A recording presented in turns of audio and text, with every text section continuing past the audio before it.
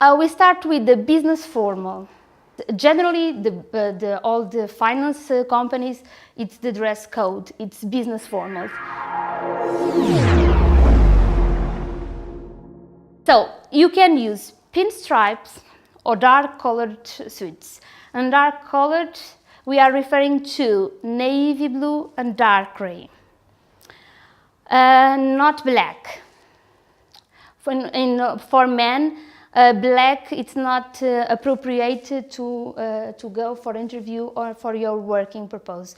It's too formal for work. Light colored shirts, white or light blue, and conservative ties with solid and dark colors. Like imagine if I pick that one, it's a navy blue suit, I should go for the brown shoes.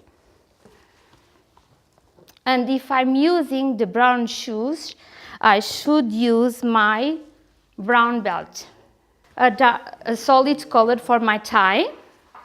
And I can go, for example, for a light blue shirt, like that one.